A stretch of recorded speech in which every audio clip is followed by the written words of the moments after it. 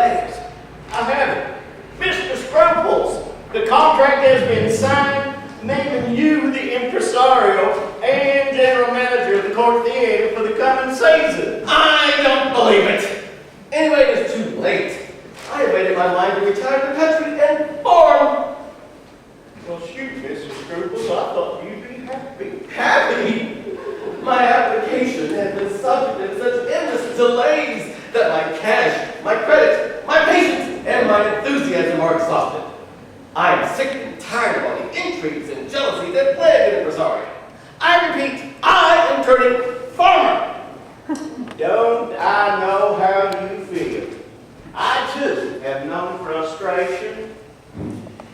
And if you'll only allow me to sing a few well-chosen roles, I will gladly shoulder all your burdens. Oh, my dear Bluff. That would be the worst tragedy of all. The public would butcher us both.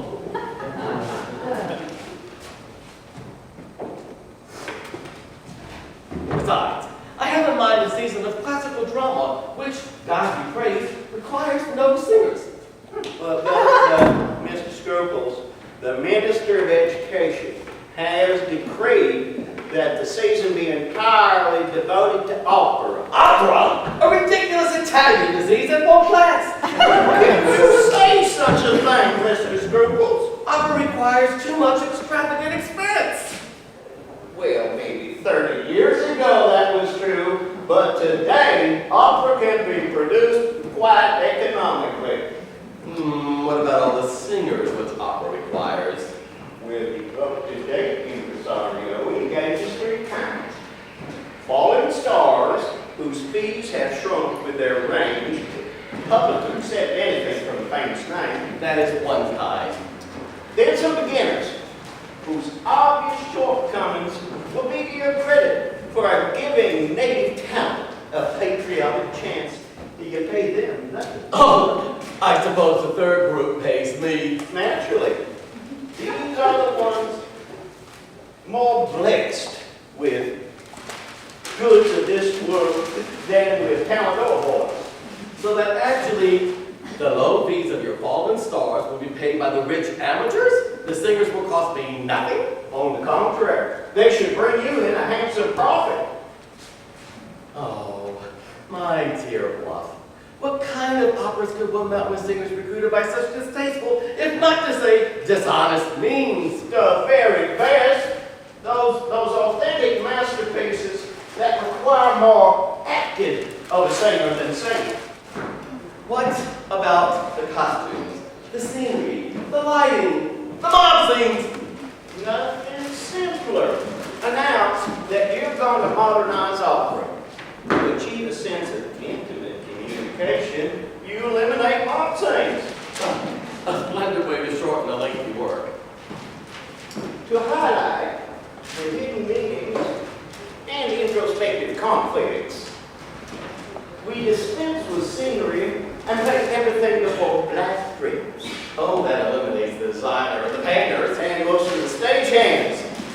To achieve a true sense of realism, we play in modern dress. No costumes. And no legs. Give me it. To intensify the atmospheric mood, we will use very little light, which will be very desirable for some singers. And of course will save us a pretty penny each week in electricity. Well, what do you think of these ideas, Mr. Scrooge? I say they are deeply repugnant to everything I've always believed in and fought for in the theater. Decidedly, I prefer to be a farmer than to become a party to such an utter degradation of good taste.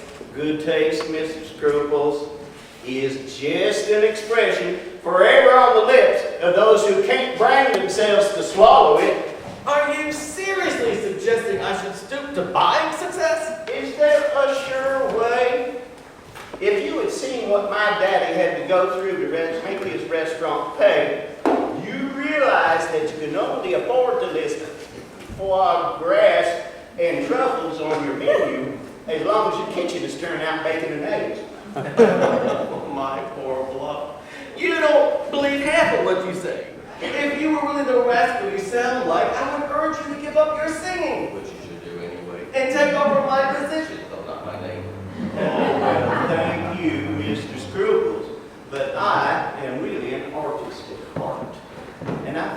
would serve you best on the stage. You don't agree? Oh, I see you don't. cheer up, Fluff. Since it doesn't make the slightest bit of difference what either of us think. We have not even enough credit left to print the tickets, let alone undertake a season. I know things look very dark, but there is a potential dawn just outside. Mr. Angel has been waiting to see you for the past quarter of an hour. Mr. Angel? That Wall Street banker? That stage-struck haunter of soprano dressing rooms? What does he want? Well, I can guess. He was at the ministry when your license was issued, came over here to see you at once. I'll go let him in. Oh, wait, Mr. Scruples, don't be too hasty.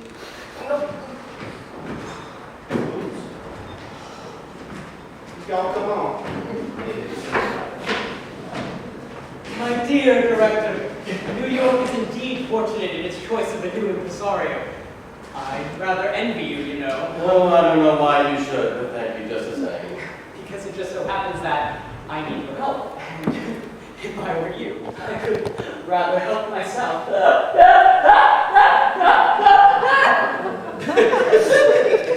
But what can I do for you, Mr. Angel? Quite a lot, Mr. Scruples. Quite a lot. But between men of business and the world such as ourselves, preliminaries are a waste of time, so I'll come to the point. But Mr. Angel is coming to the point. Thank you, Fluff. Pray do, Mr. Angel. You are probably aware that for some time I have maintained a close relationship with one of the lyric stage's brightest ornaments, Madame Goldentrill. The Madame Goldentrill? Such singers are not heard anymore. Truly magnificent. I remember her debut in Budapest some 30 years ago. She recently retired, I believe. Yes, and no. To be confidential, I had hoped that the amenities which I had been privileged to provide would help Madame forget the stage, but she apparently misses the excitement and is determined to make a whole series of farewell performances. I see. And she would like to appear with this company? Oh, my dear Mr. Scruples, it is a pleasure to converse with such a perceptive man. You should have been in business. But to be quite candid, my life with Madame will not be worth living unless you engage her. I can assure you it would mean a great deal to me. The truth is that problems of a rapport. Well, what Mr. Scruples means, Mr. Angel, is that the repertory in which Madame would naturally wish to appear is beyond the resources of this company. But I said it would be worth a great deal to me. $10,000 to be precise. But Madame realizes that it's been quite some time since you have heard her sing and that malicious tongues are never idle. So she's in fact waiting downstairs in the car and is prepared to come up and audition for you. I shall go and fetch her. I'm afraid that's probably not What Mr. Scruples means, Mr. Angel, is that this room is hardly suitable acoustically for an artist of Madame Goldentrill's exceptional vocal power. However, if Madame will overlook this inconvenience, Mr. Scruples will be happy to hear her and renew a precious friendship. Are you insane? Never in my life have I accepted money from a singer, and I don't propose to do so now. Please don't be angry, Mr. Scruples. I only wanted you to have a season for which you have worked so hard. $10,000 is a fortune, which will permit you to redeem Madame Goldentrill's performances, which will sell out with obscure masterpieces that nobody wants to hear. But my principles, my ideals, my reputation. Let me go to my car before she arrives. No, Mr. Scruples, you'd only run into her on the stairs. No, it is the purpose to which money is put, not the source that is important. Are churches built on the offerings of sinners? Perhaps, but not all sinners are singers. Naughty, naughty, naughty boy. You've been in New York at least 6 months and you never came to school.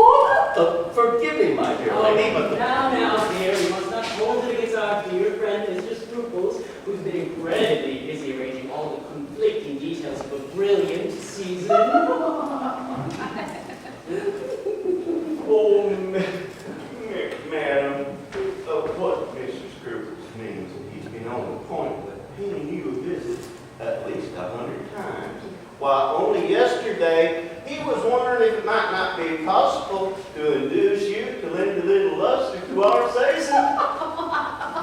I'm sure he was. We've always been such friends. Oh, may I ask, are you Permit me to present my assistant and colleague, Mr. Bluff, madame. assistant? Colleague? Oh, such an intelligent expression. Oh, thank you, Miss Goldentrill. Would you give me your autograph? Oh, of course. Here. Oh, thank you, Mr. Rancher. Oh, dear. Oh. Thank you. There! Now, Scribbles, I will sing for you. I want you to hear how my voice has developed in the registers without losing one of those dark, lustrous, pear-shaped tones for which my lower range is so famous. But I could not dream of asking an artist of your reputation to audition, madame. Oh, nonsense! I insist! Are we not all professionals? Just make yourself comfortable, and I promise you, you will be amazed.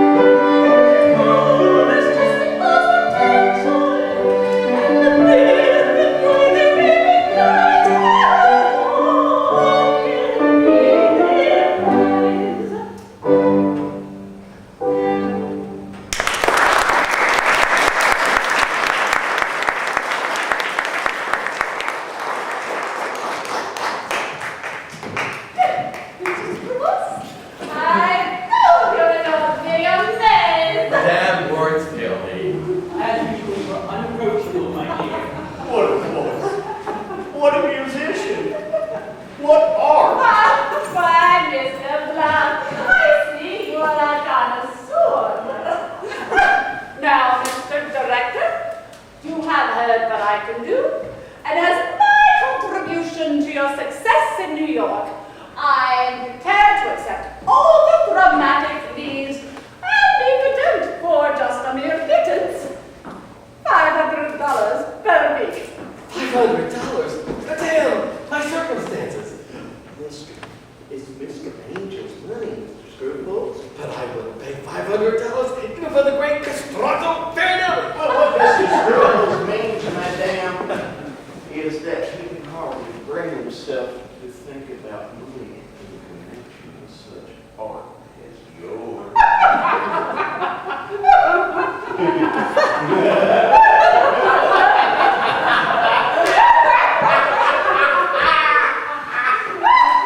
My dear Director, the delicacy of your sentiment more than makes up for the modesty of your offer. I shall be happy to appear as prima donna absoluta of your distinguished company. Oh, your bargainer. Yes, my dear. Now we'll just wait downstairs in the car. Mr. Scruples and I will draw up a contract. Perhaps a little later, Mr. Bluff and Lynn can join us for a little celebration. Oh, indeed, madam. An artist should not be bothered with little business details. But what is there to discuss or celebrate? These gentlemen are quite right, Mrs. Scruples. I find these discussions too sordid for birds. I hope you won't be too long. Or shall I just say, au revoir? Oh, Mr. Scruples, what a difference it's going to make in my life. And in mine. You have been so kind and so understanding that I am golden to ask another favor. Well, Mr. Scruples is only too anxious to be of service. Please speak freely. Do. Thank you, I shall. It just so happens, though for the life of me I can't figure out how it came about, I happen to have a young protege, a young woman who is not yet appeared on stage, but who possesses the most remarkable aptitudes. Do you mean to say that you are associating with two singers at once? I would think one would be enough. Mr. Angel's a true patron of the art. Let's just say I'm as fascinated by Madame Goldentrill's past as I am by Miss Silverheel's future. And they both seem to have distinct bearing on my immediate present. Mr. Scruples, you are the soul of tactful wit, but since you have strengthened my position with Madame Goldentrill, it would make me very happy if you would do as much for me with Miss Silverheel.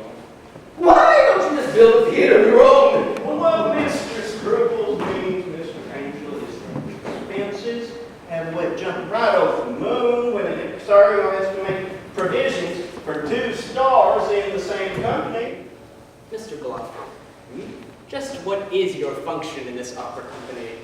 You sound to me like the prompter. You must allow me my little joke. But of course, you are quite right. The same holds true with my relation with both ladies. That's why I'm prepared to further advance another $15,000. Advance, Mr. Angel. I will donate. Yeah. What could I be thinking of?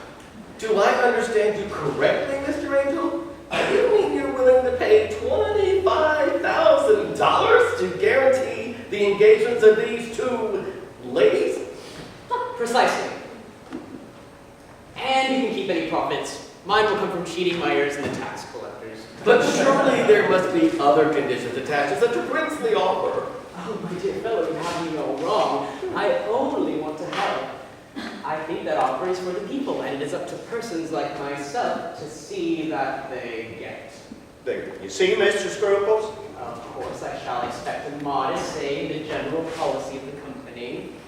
There, you see, Mr. Bluff. I have always wanted to be an impresario. You'll see I have splendid ideas about oratory, opera in the vernacular, staging, casting, conducting, promotion, ticket sales, and cultural showmanship. I never would have suspected it, Mr. Angel.